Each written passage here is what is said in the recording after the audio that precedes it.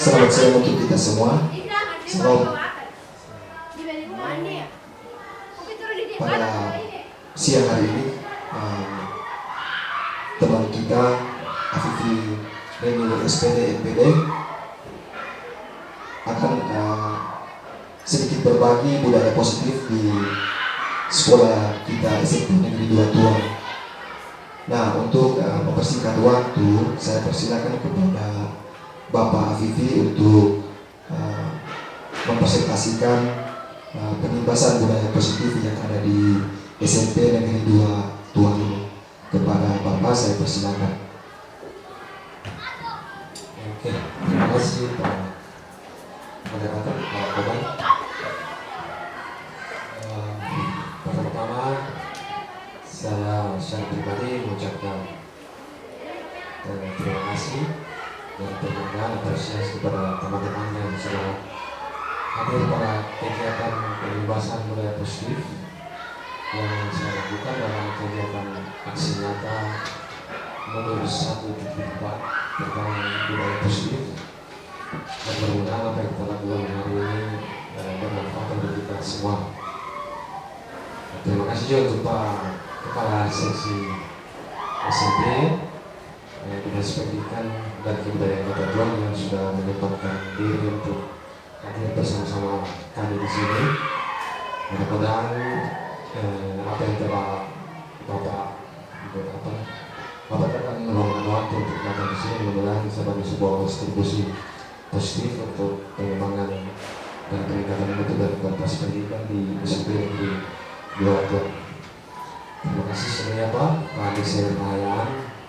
Kemudian apresiasi juga kepada teman-teman yang sudah menyempatkan diri meluangkan waktu untuk hadir di sini bersama-sama untuk mengikuti kegiatan pembebasan budaya positif yang saya lakukan di SMP Negeri 2 Tuang.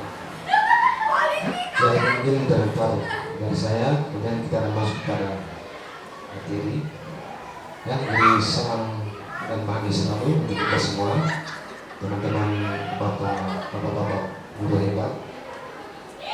Kegiatan pembebasan ini kami lakukan dengan tujuan, yaitu yang pertama untuk melakukan pembebasan tentang materi budaya positif kepada rekan guru dan staf tata laksana di SMP Negeri 2 Tuang. Kemudian tujuan keduanya itu untuk bersinergi dengan semua komponen sekolah untuk menciptakan budaya positif di SMP Negeri 2 Tuang. Ya, jadi pembahasan yang saya lakukan itu dengan judul budaya positif.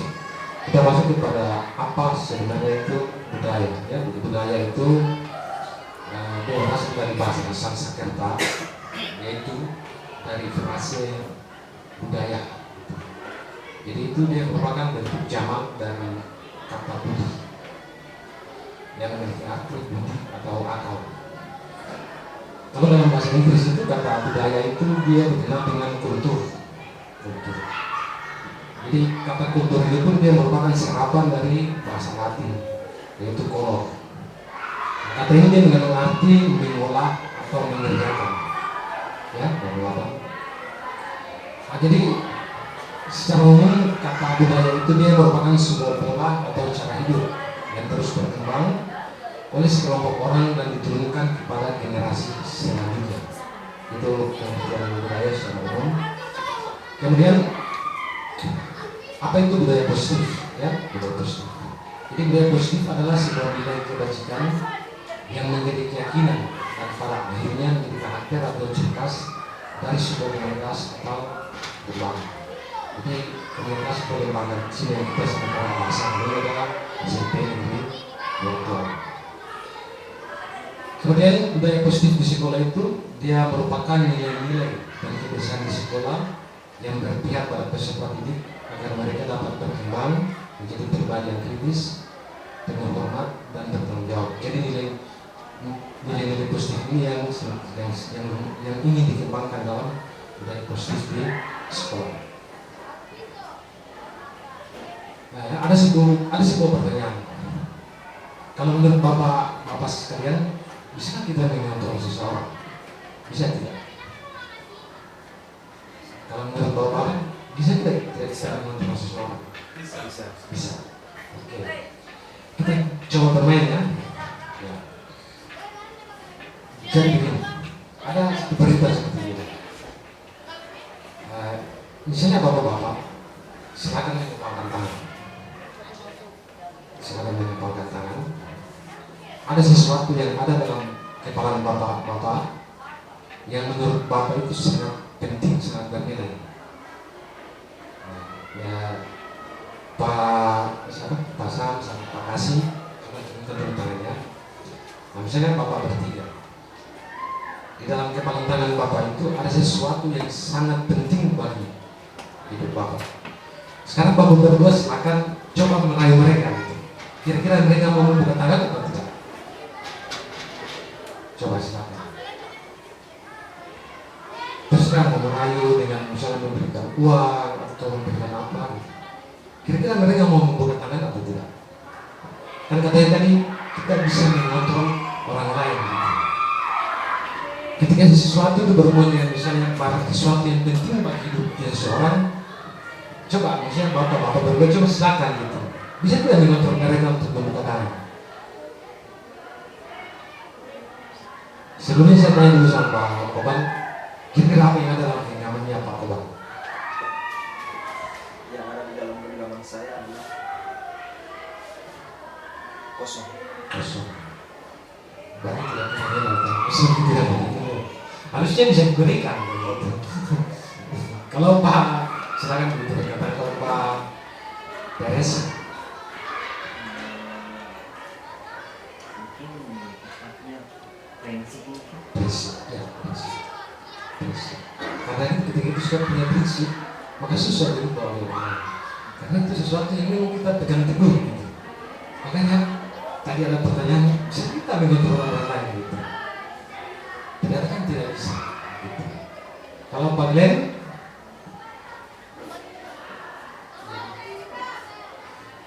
Ya, sesuatu yang berharga. ya, soal berharga, iman misalnya, kepercayaan, itu sesuatu yang berharga. Terima kasih Bapak-Bapak, mereka selamat terima kasih.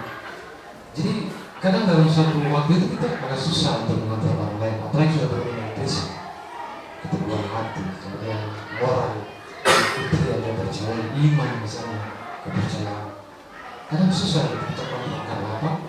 Ada hal yang mereka juga percaya, ada hal yang mereka miliki. Ada pertanyaan pentingnya di sini. Apakah Anda membuka kepala tangan?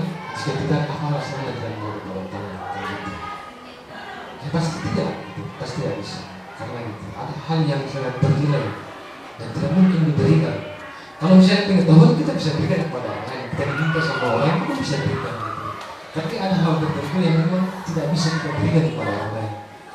Apalagi seperti jawabannya apa? Terus tadi bahwa ketika berhubungan dengan prinsip sangat suka kemudian kita berusaha untuk berikan kepada orang lain. Jadi dalam kegiatan ini sesungguhnya siapa yang melakukan atau kendala untuk membuka atau kepala tangan? Kita sendiri. Kita sendiri. Jadi walaupun diiming-imingi apa, harapan apa, tapi kalau sudah kita tidak mau, ya tidak bisa kan itu yang mengontrol kita punya diri. Gitu. Jadi ternyata pertanyaannya tadi, bisakah kalian mengontrol seseorang? Tidak bisa.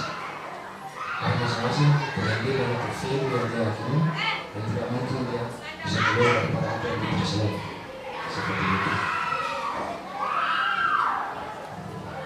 Ada pertanyaan yang bertanya itu, apakah Anda bukan kepala tangan? Jadi tidak apa yang saya lakukan dalam kegiatan itu berhubungan dengan tadi. Jadi kesimpulannya itu bahwa pada dasarnya semua tindakan atau keputusan kita tergantung dari kontrol pikiran kita terhadap prinsip yang kita akan seperti jawabannya apa dari tadi.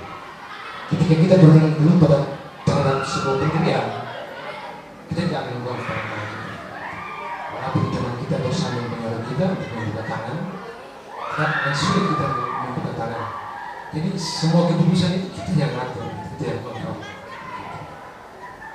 Oke, kita lanjut. Ini berhubungan dengan perubahan paradigma yang sesuai dengan teori kontrol yang dikeluarkan oleh Dr. William Glasser melalui figur Church Theory. Jadi dia meluruskan beberapa miskonsepsi tentang kantor yang perlu diluruskan ya. Nah, salah satunya itu musik guru dalam mengontrol murid. Jadi kadang kita itu memaksa mereka gitu untuk melakukan sesuatu dengan segala alasan gitu. Bahwa ini demi kalian, ini demi kehidupan kalian. Jadi kadang kecenderungan mereka itu hanya pura-pura gitu. Karena kita sendiri tidak sadari bahwa itu sebenarnya kita sedang menghadirkan sebuah solusi dalam otak mereka gitu. Jadi kadang kesadaran mereka itu karena kita yang mempengaruhi gitu. Bukan atas kesadaran diri mereka sendiri. Padahal dalam konteks pendidikan yang seperti disampaikan oleh Kiai Darwanto, kan kita harus memberikan kemerdekaan gitu kepada mereka. Nah, padahal dalam pelaksanaan kadang kita itu yang mengontrol mereka sebenarnya. Jadi dalam teori kontrol menyatakan bahwa semua perilaku memiliki tujuan, bahkan karena perilaku yang tidak disukai gitu. Kadang mereka tidak suka gitu, tapi karena kita yang mengontrol mereka, tidak ini demi kehidupan kalian nanti, demi masa depan kalian. Padahal karena mereka hanya pura-pura gitu. Karena kita yang kontrol mereka dan mereka membiarkan diri mereka untuk dikontrol sebenarnya. Ini miskonsepsi yang pertama. Yang kedua itu pengamatan positif, efektif dan bermanfaat. Gitu. Jadi kita kadang menghadirkan suatu pandangan persepsi yang baik tentang masa depan. Kita menghadirkan suatu future bahwa di depan nanti kawan seperti ini. Kadang itu terlalu naif gitu. Jadi apa yang mereka lakukan itu kadang karena tergantung persepsinya dulu, apa yang diberikan oleh gurunya gitu.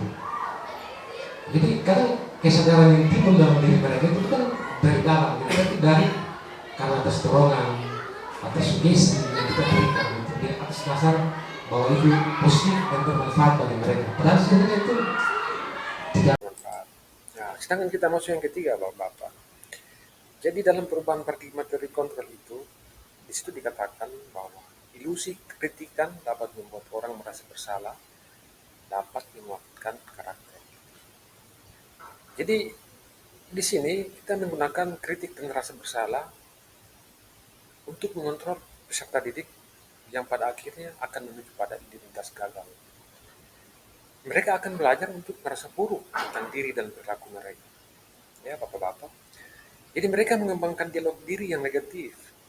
Dan kadang-kadang guru sulit untuk mengidentifikasi bahwa mereka melakukan perilaku itu. Karena guru kadang-kadang menggunakan suara yang halus untuk menyampaikan pesan negatif. Ya, kalaupun guru harus mengeluarkan kritikan, maka kritiklah secukupnya. Dan kritikan tersebut harus membangun, bukan malah membuat murid tidak percaya diri, ya Bapak-Bapak. Kemudian kita masuk pada perubahan paradigma teori kontrol yang keempat. Jadi di situ dikatakan ilusi orang dewasa memiliki hak untuk memaksa. Jadi kita orang dewasa ini kadang percaya bahwa kita memiliki tanggung jawab untuk membuat peserta didik akan melakukan hal tertentu. Apapun yang dilakukan akan diterima selama kemajuannya berdasarkan sebuah pengukuran kinerja. Jadi pada saat itu kita akan menyadari bahwa perilaku memaksa tidak akan efektif untuk jangka waktu yang panjang. Dan sebenarnya kita tidak sadar ada sebuah hubungan permusuhan telah terbentuk antara kita dengan mereka. Kita juga kadang lupa bahwa dalam menentukan sebuah pilihan itu adalah hak masing-masing dari manusia. Kemudian kita masuk dalam materi yang berikut, yaitu arti disiplin dan 3 motivasi perilaku manusia. Jadi disiplin itu berasal dari bahasa Latin, disiplina, yang artinya belajar sebenarnya. Jadi tujuan daripada disiplin itu sebenarnya untuk membuat orang menggali potensinya menuju sebuah tujuan terhadap apa yang dihargai sebenarnya. Namun dalam budaya kita, kata disiplin telah berubah menjadi sesuatu yang dilakukan seseorang terhadap orang lain untuk mendapatkan sebuah kepatuhan. Ya, kebanyakan orang menghubungkan kata disiplin itu dengan tata tertib misalnya, kepatuhan pada aturan misalnya, ketundukan pada sebuah peraturan misalnya. Padahal itu sangat berbeda makna dan pengertiannya, Bapak-Bapak.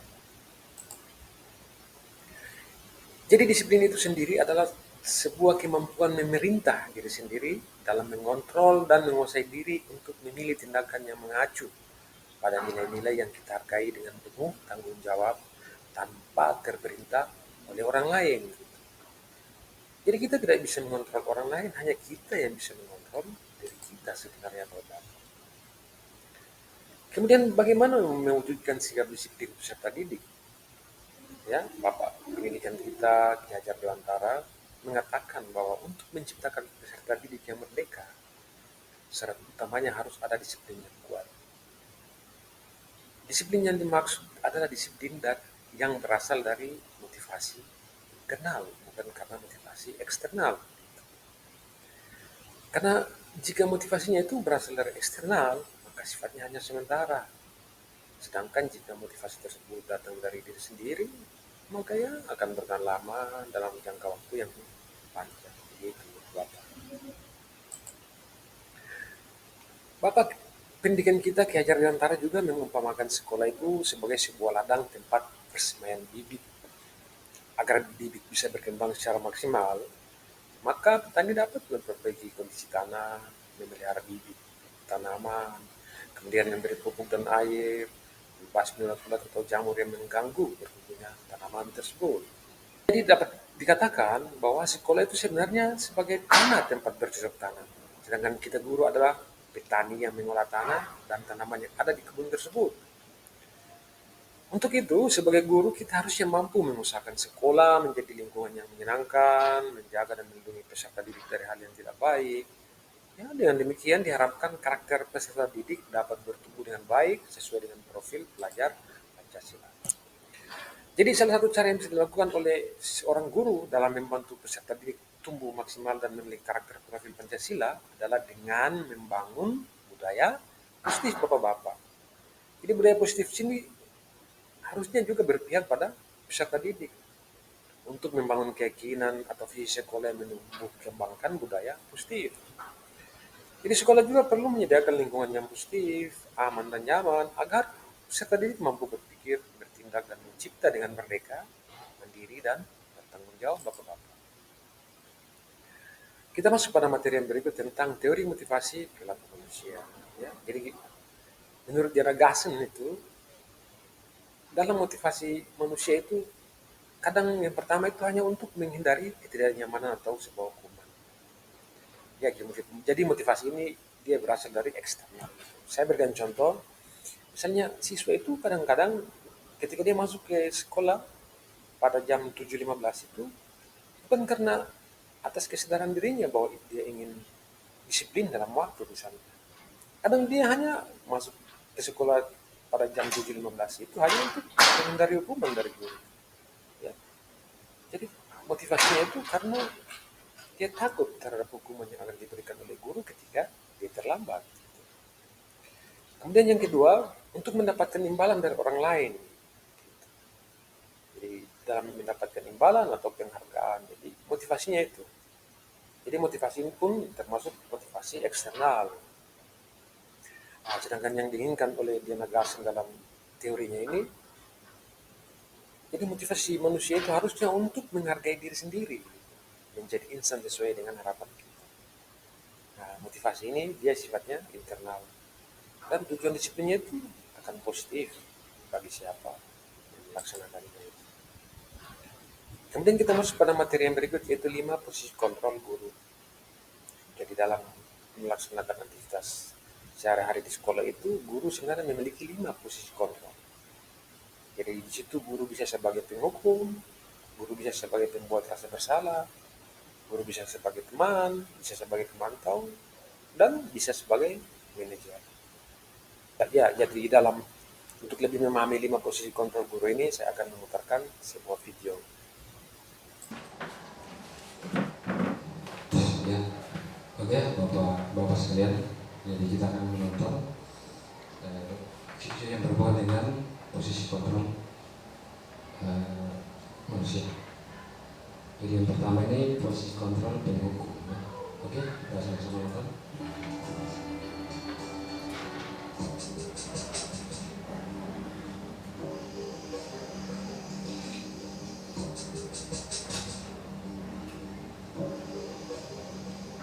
Naran, sini kamu. pagi, Bu. Selalu terlambat. Kamu deh, pasti terlambat. Maaf, Bu. Saya Apa? Apa coba? Alasan kamu apa lagi? Kapan sih kamu tidak terlambat? Malas sekali ya kamu jadi anak. saya Dasar pemalas. Gak kapok-kapok sih kamu. Sudah berapa kali terlambat? Sana, kamu keliling lapangan basket 2 kali. Kenapa saya harus keliling lapangan basket, Bu? Kenapa? Kamu melawan ibu. Berani-beraninya jawab. Sudah terlambat, masih berani jawab pula. Sekarang, keliling lapangan basket 5 kali sekalian. Biar kapok. Cepat. Pergi sana ke lapangan basket. Posisi penghukum biasanya berbicara dengan nada tinggi, menghardik, menunjuk-nunjuk, menyakiti, dan menyindir. Hukuman bisa berupa fisik maupun psikis.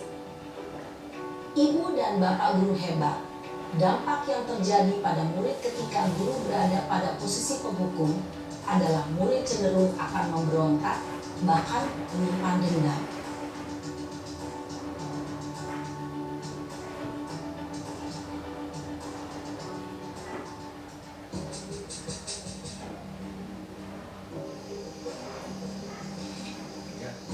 Ini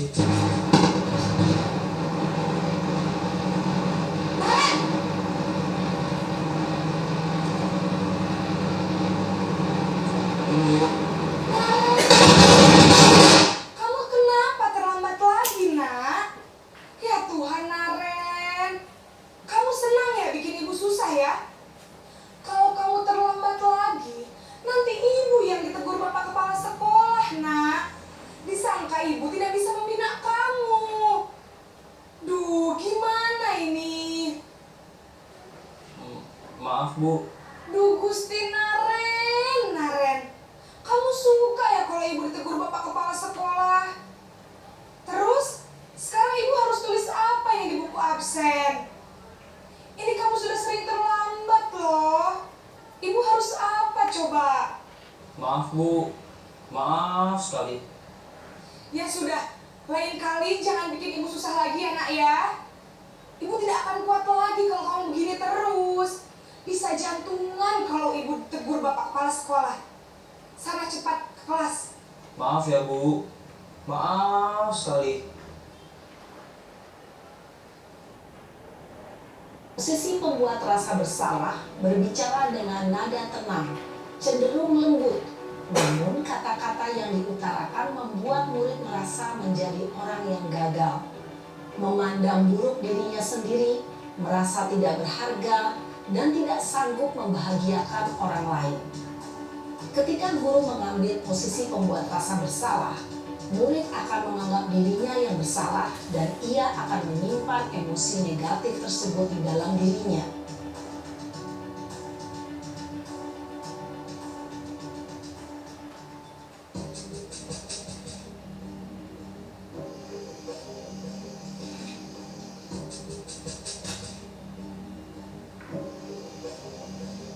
Naren!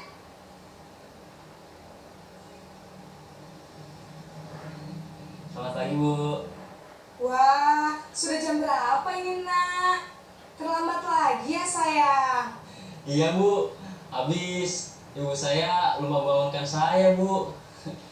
Kamu malah menyalahkan ibu kamu. Kamu bukannya anak yang larinya paling kencang. Kok terlambat sih? Iya, Bu. Saya memang terlambat bangun tadi. Jadi, biarpun saya lari kencang, tetap gak kekejar, Bu. Ya sudah sana. Nanti lain kali larinya lebih kencang lagi ya. Biar gak terlambat lagi. Bikin seneng ibu. Demi ibu. Bisa kan? Bisa lah, Bu. Ya sudah sana masuk kelas. Ibu beresin urusan absen kamu. Kamu ini ada-ada saja. Dalam posisi teman, guru berbicara dengan nada suara ramah, akrab, cenderung bersenda gurau untuk menjaga suasana tetap santai. Murid akan merasa senang, aman, dan akrab dengan guru. Identitas yang tercipta adalah identitas sukses atau berhasil.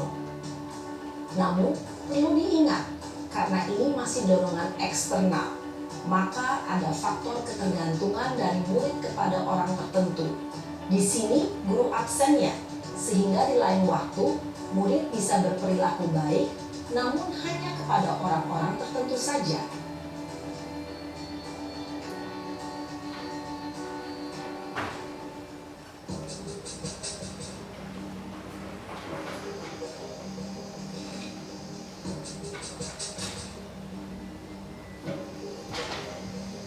Naren!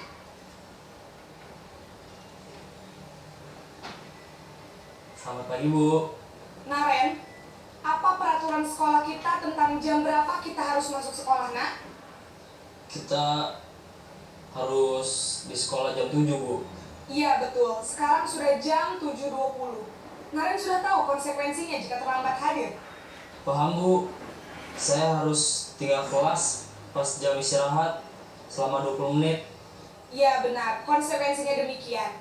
Jadi nanti jam 9.30 pas istirahat, kamu harus tinggal di kelas, kerjakan tugas tambahan untuk ketertinggalan kamu, ya? Baik, Bu. Posisi pemantau mengandalkan penghitungan atau data untuk mengontrol murid. Guru mengarahkan murid berdasarkan peraturan dan konsekuensi. Seorang pemantau menunjukkan bahasa tubuh dan ekspresi wajah yang datar dan cenderung formal.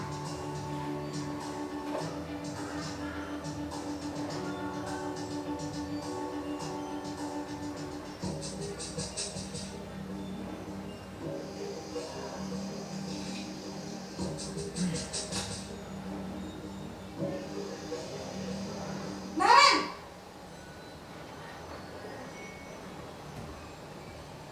Selamat pagi, Bu. Selamat pagi, Naren. Maaf, Bu. Saya terlambat. Iya, sekolah masuknya jam 7, sekarang sudah jam 7.20. Jadi sekarang bagaimana ini, Naren? Maaf, Bu. Saya lupa setel alarm saya semalam. Baiklah, menurut kamu, keyakinan sekolah yang mana yang perlu kamu tingkatkan? Menghargai diri sendiri dan orang lain mungkin ya, Bu. Setuju. Jadi, apakah Naren meyakini prinsip saling menghormati tersebut? Iya, Bu. Saya meyakininya. Apakah Naren bersedia memperbaiki masalah keterlambatan ini? Bersedia, Bu. Bagaimana kamu akan perbaiki masalah keterlambatan ini? Saya akan coba untuk tidak lupa menyetel alarm saya, Bu. Baik, kalau Naren lupa menyetel alarm di rumah, ada orang yang kira-kira bisa bantu mengingatkan tidak? Ada, Bu. Kakak saya, Kak Emma. Ada lagi selain Kak Emma? Selain Kak Emma, ada ibu saya. Baik, jadi yang mengingatkan Naren adalah Kak Emma dan ibu kamu ya? Kira-kira akan mulai setel alarm kapan nih, Naren? Setelah pulang sekolah, akan segera saya lakukan. Baik, jadi Naren akan setel alarm untuk bangun besok pagi dan akan diingatkan oleh kakak dan ibunda Naren ya. Ada lagi yang mungkin perlu dilakukan, Naren? Agar tidak terlambat bangun lagi. Tidak ada, Bu. Baik, Naren. Terima kasih untuk kerjasama kamu. Sekarang kamu perlu kembali ke kelas untuk belajar. Baik, Bu. Terima kasih. Posisi manajer adalah posisi kontrol yang disarankan untuk membimbing murid memiliki sikap disiplin yang positif, yaitu murid yang mandiri, bertanggung jawab, dan dapat memecahkan masalah.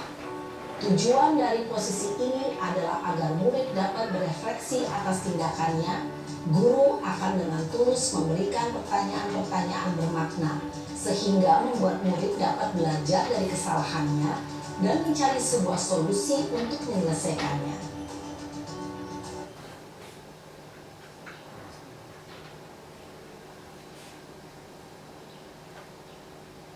Ya, jadi kita lanjut pada materi yang berikutnya, itu segitiga restitusi ya. Jadi segitiga restitusi itu merupakan sebuah proses menciptakan kondisi bagi peserta didik untuk memperbaiki kesalahan mereka, sehingga mereka bisa kembali kepada kelompok yang mereka dengan karakter yang lebih kuat. Jadi ini menurut pendapat daripada dosen 2018. Akumulasi daripada pengertian segitiga restitusi yang disampaikan oleh dosen ini yang kita sering lakukan dalam konteks kehidupan di satuan pendidikan itu, jadi itu merupakan sebuah upaya untuk mendisiplinkan peserta didik, tetapi dengan cara peserta didik sendiri yang menyelesaikan masalahnya dan membuat mereka sendiri yang bertindak sesuai dengan yang didasarkan pada keyakinan kelas. Gitu. Jadi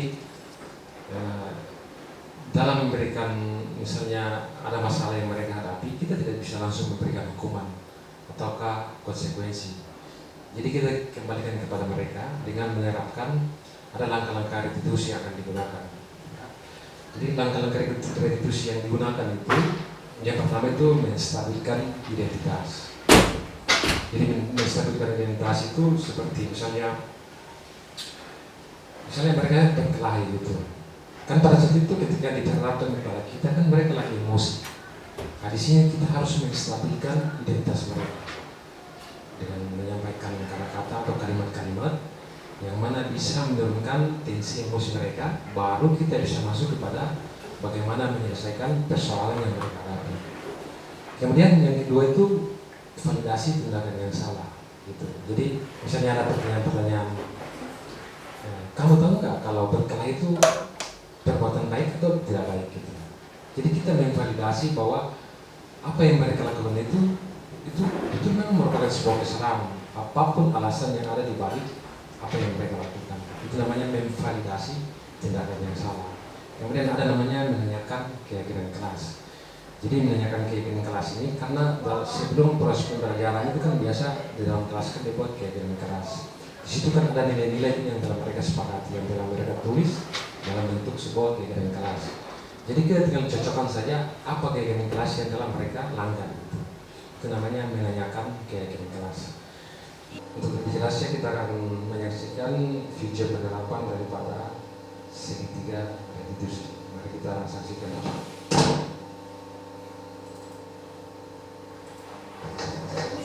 Ya, masuk ya.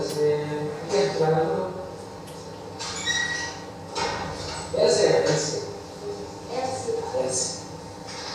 Elsie, terima kasih sudah datang. Maka mau dulu. Elsie, kamu tidak kenapa? Mau dulu panggil Elsie. Kenapa? Salah apa ya Elsie? Oh, menyantai. Jadi tadi ketika ujian itu Elsie menyantai. Kenapa?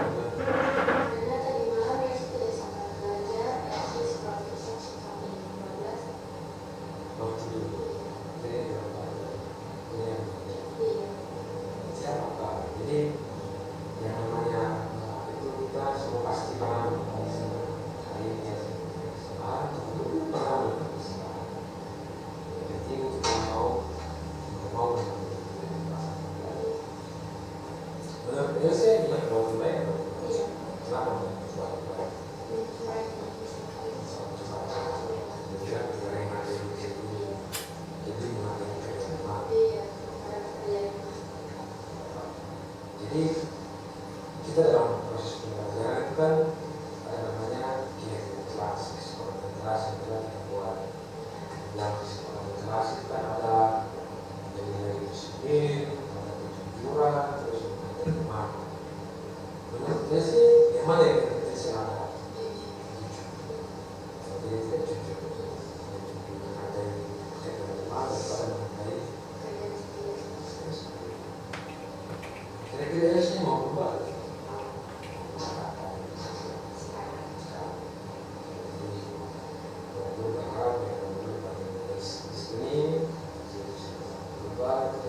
Besok sekarang lagi lagi mudah-mudahan tidak berubah ya, tetap semangat dalam belajar dan dia sukses. Terima kasih sudah datang.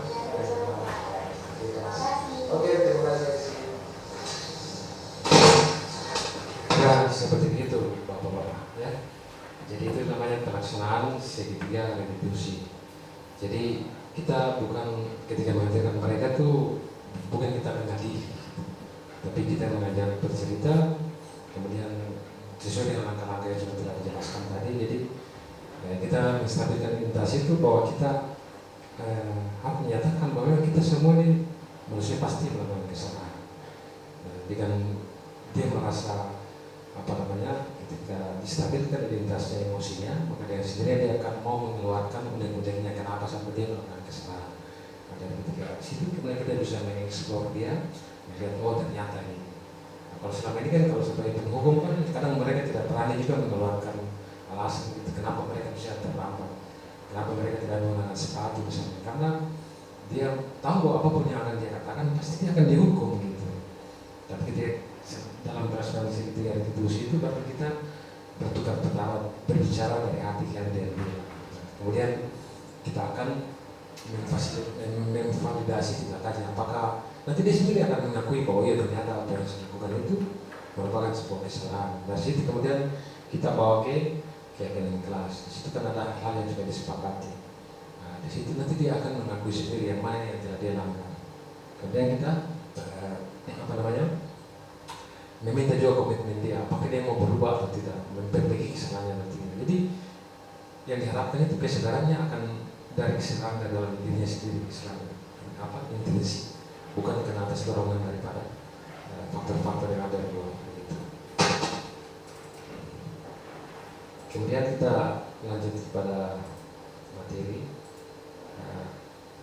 Di sini ada keyakinan kelas. Jadi keyakinan kelas adalah nilai-nilai kebajikan atau prinsip-prinsip universal yang disepakati bersama secara universal, lepas dari latar belakang suku, negara, bahasa maupun agama. Jadi menurut Gosen 1998, suatu keyakinan kelas akan lebih memotivasi seseorang dari dalam. Jadi secara intrinsik, seseorang akan lebih bersemangat untuk menjalankan keyakinannya daripada hanya sekedar mengikuti serangkaian peraturan. Jadi semua berlalu itu dia pasti memiliki tujuan.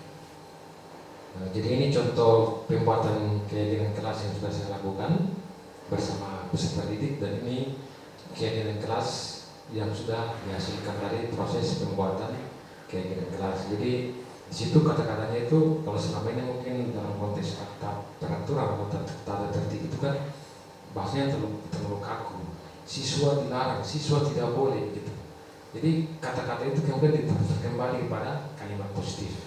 Jadi misalnya saling menghormati, menghargai dan bertoleransi, bekerja sama yang penuh komitmen bersama teman, memiliki rasa ingin tahu yang tinggi dan kreatif, mempunyai rasa sosial dan empati kepada orang lain, mandiri dalam bekerja dan penuh dengan integritas, antusias mengikuti pembelajaran dan memiliki perasaan percaya diri. Jadi kalimatnya itu lebih positif. Jadi kita tidak terlalu memaksa atau menuntut mereka gitu, supaya tunduk pada sebuah aturan. Seperti tadi pada pembahasan yang awal tentang disiplin itu. Jadi yang diharapkan itu kesadarannya itu dari mereka gitu. Di sini ada namanya kemerdekaan dalam proses pembelajaran. Ya, itu mungkin saja pemaparan saya dalam kegiatan pembiasan budaya positif. Nah, saya harap apa yang saya lakukan hari ini bisa memberikan sebuah kontribusi berpikir yang positif bagi teman-teman Bapak Guru di sini. Dan terima kasih kepada Pak Kepala Seksi SMP yang sudah meluangkan waktu untuk mempersembahkan di sini. Mudah-mudahan wujud kehadiran dari Bapak merupakan sebuah komitmen untuk sama-sama melihat dan mengembangkan mutu dan kualitas pendidikan di Kota Tua.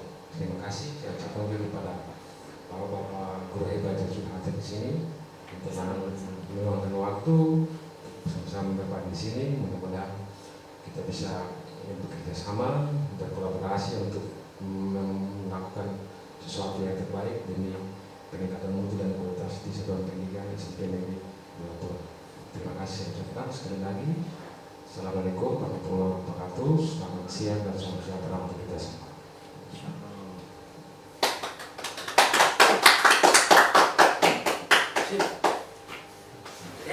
Sudah Pak, ada petugas.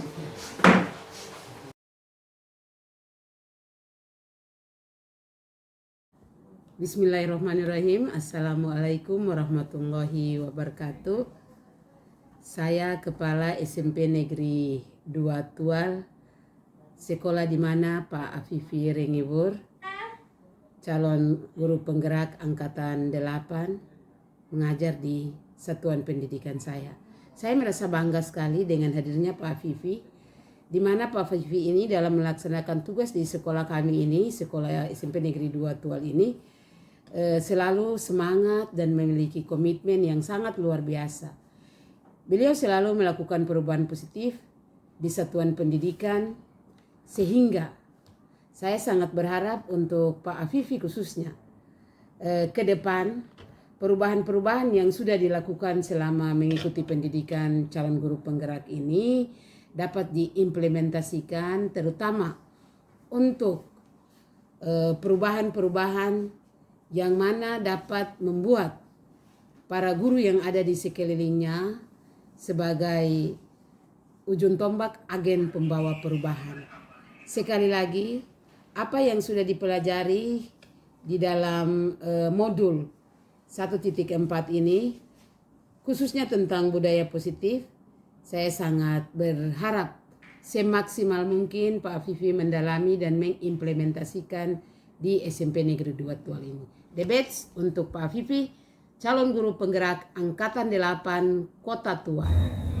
Nama saya Peresa Rohukubun. Saya koordinator guru BK SMP Negeri 2 Tual. Saya rekan sejawat dari Pak Afifi Renewur. Sebagai guru BK, saya merasa bahwa Pak Afifi sangat membantu dalam pelaksanaan program guru BK, juga dalam mengentaskan program guru BK, terutama terkait dengan permasalahan di bidang pribadi. Nah, budaya positif yang Pak Fifi terapkan di lingkungan sekolah kami sangat membantu, dan terutama pada siswa-siswa, dan melihat dalam beberapa proses pembelajaran ternyata para siswa juga telah baik, telah mengakar budaya positif itu di dalam proses belajarnya, dan memang saya melihat penyadaran itu, budaya positif itu mulai terbentuk dari dalam diri siswa sendiri. Nah, harapan saya budaya positif atau materi yang diberikan atau yang didapatkan dari Pak Fifi di guru penggerak, harapan juga bisa dibagi kepada teman-teman guru yang lain agar bisa melaksanakan budaya-budaya positif bahkan di dalam proses pembelajaran. Dan dalam pelaksanaannya, harapan saya selaku koordinator guru BK, Pak Fifi juga bisa memberikan masukan-masukan juga kepada kami guru BK agar bersama-sama melaksanakan budaya positif ini agar membangun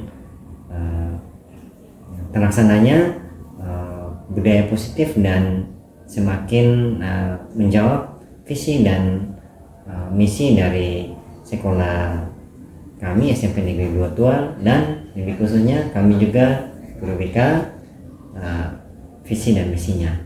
Itu saja dari kami. Terima kasih. Salam sejahtera untuk kita sekalian. Tabin.